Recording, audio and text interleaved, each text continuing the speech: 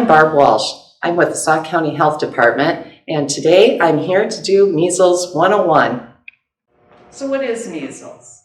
Measles is a respiratory disease caused by a virus. Measles is one of the most contagious diseases there are, and measles has been around for 1,000 years.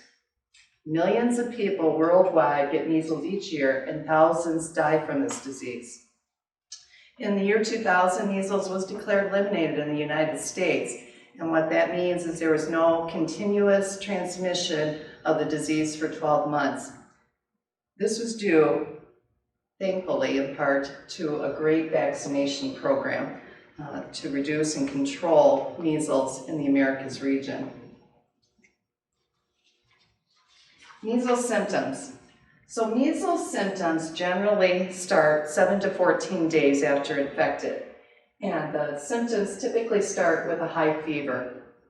Then you develop a cough, runny nose, red watery eyes, tiny white spots inside the mouth. These are called Koplik spots, and these usually develop 2 to 3 days after the symptoms. Then the rash begins, typically 3 to 5 days after symptoms start. The rash will start at the hairline and start working its way down to the neck and the trunk and the arms and the legs. When the rash appears, a person's fever may spike to more than 104 degrees Fahrenheit. But after a few days, the fever subsides and the rash fades. Here's some pictures of people with measles. One on the top left is showing the Koplik spots. Those are the little white spots on top of the uvula there. And then down below, you get a look at the little Koplik spots inside the gum line, inside the mouth. The other 3 pictures are the rash. So it's a maculopapular rash that just spreads throughout the whole body. So measles can be serious. Children, mainly children less than 5 years of age and those more than 20 years old, are likely to suffer from these complications. So some of the common complications are ear infections and diarrhea. Some more of the severe complications are pneumonia and encephalitis. The long-term complications that can arise from measles is a condition called subacute sclerosing panencephalitis, which is a real serious illness that can develop many years, usually more than 20 years after originally having the measles disease. And measles can also cause death. 1 or 2 out of every 1,000 cases, the person will die from measles. So measles spreads super easily. If one person has it, up to 90% of the people close to that person who aren't protected will also become infected. Measles spreads when the infected people cough and sneeze. So the measles virus lives in your throat and throat and nose of the infected person. Infected people can spread measles 4 days before they get the rash till 4 days after the rash appears. So measles is just a plane ride away.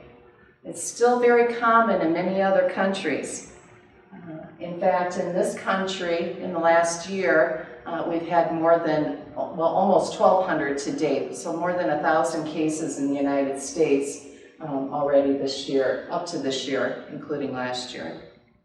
Unvaccinated travelers are the most common way that people are getting measles when they travel to other countries. They get the measles disease and then they bring it back here to the United States. Anyone who is not protected against measles is at risk of getting the disease. So vaccination is our best protection against measles. 2 doses of MMR vaccine are greater than 97% effective at controlling measles. The MMR vaccine protects you and it protects others around you, especially those who are unable to get vaccinated because they have some condition that affects their immune system. So who should get vaccinated? The recommendations are children should get their first dose at 12 to 15 months of age. Second dose is usually between the ages of 4 and 6 years of age when they're entering school. Students at post-high elementary or educational institutions with no evidence of immunity should have 2 measles, mumps, and rubella vaccine. Those doses should be separated by at least 28 days. Adults born after 1957 with no evidence of immunity should get at least 1 dose. International travelers with no evidence of immunity, they do recommend infants ages 6 months to 11 years get a dose of MMR vaccine. However, that will not be considered valid. They still need to get their dose of MMR at or after 12 months of age, and then of course getting the second dose when they're entering school. Healthcare workers, even those born before 1957 without evidence of immunity, need to have 2 measles, mumps, and rubella vaccines. So don't forget to check what your status is of your vaccination for the measles, mumps, and rubella vaccine. You can check with your medical provider, or you can check the internet, the Wisconsin Immunization Registry, to see if there's any documentation of vaccines there. Please don't hesitate to contact the Sauk County Health Department if you have any questions or concerns. And as always, please wear the appropriate personal protective equipment when there is a suspicion of contact with a communicable disease.